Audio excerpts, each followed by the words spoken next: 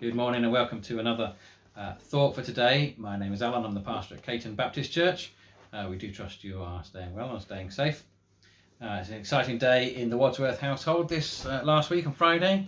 For those of you who know me, I've got a new pair of slippers. Very exciting times. Keep my feet warm and cosy. Not that I need it at this time.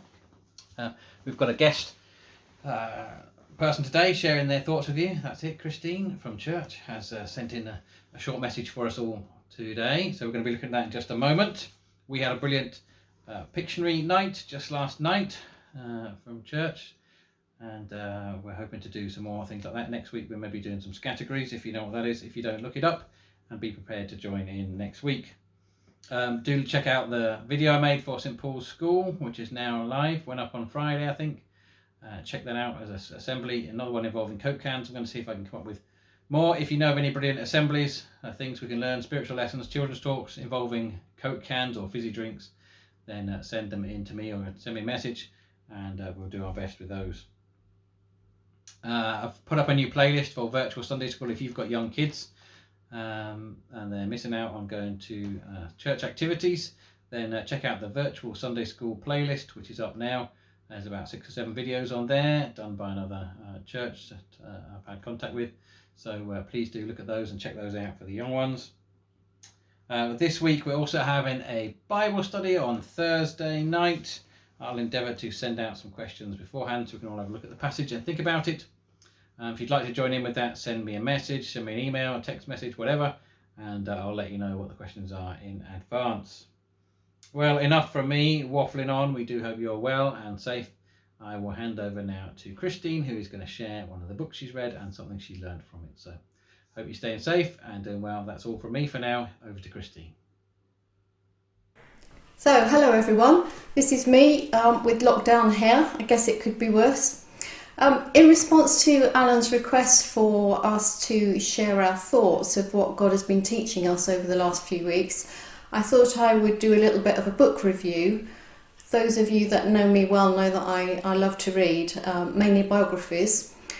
Now, I've been reading a book called Made for Goodness by Desmond Tutu.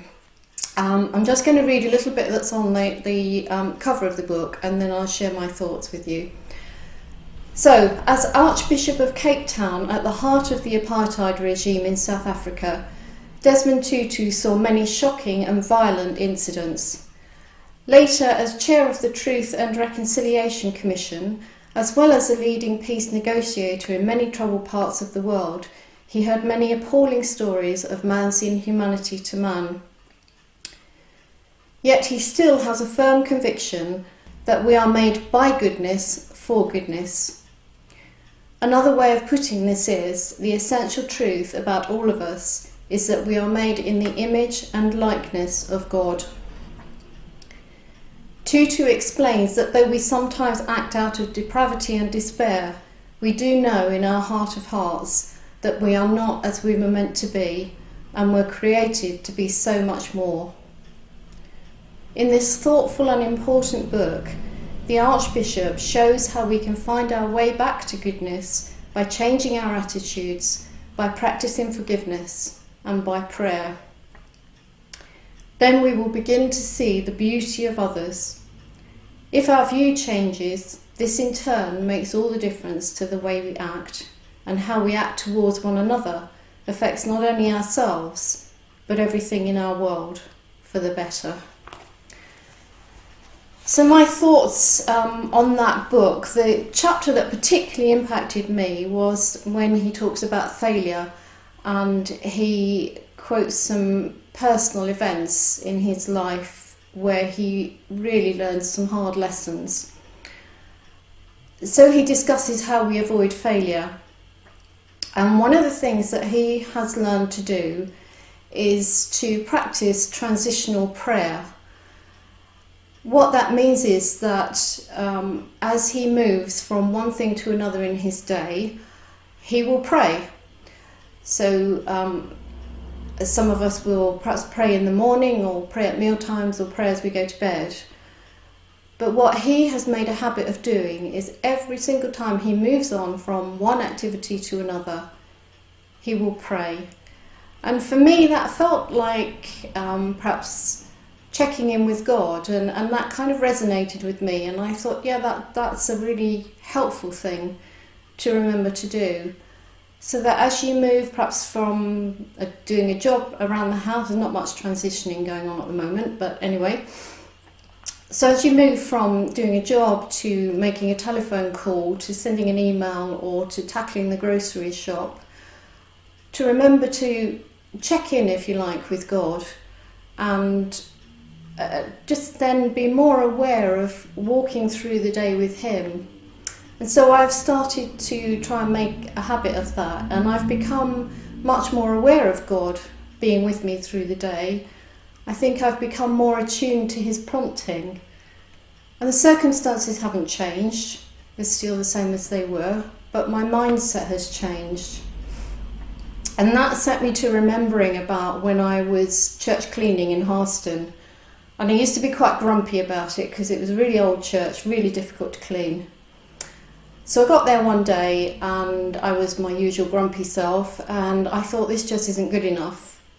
So I decided that as I dusted the pews, I would pray for the people that sat in them. It was a traditional Baptist church, everybody always sat in the same place. So I did that, and then I moved on to the Sunday school room and I prayed for the children, and then I moved on to the youth room and prayed for the young people. And I came away feeling that I had completely transformed what was in my head initially as being a miserable, grumpy thing to be doing.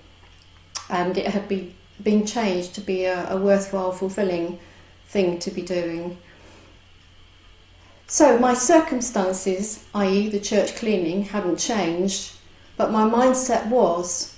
And that reminded me of Romans chapter 12, verse 2. Do not be conformed to the pattern of this world, but instead be transformed by the renewing of your mind. And so coming back to Desmond Tutu's approach to failure and transitional prayers, transitional prayer transformed my mind. So that's what I wanted to share with you. It's been helpful to me, and I hope perhaps it might be helpful to some of you as well. Hopefully it won't be too long before we meet again. Bye for now.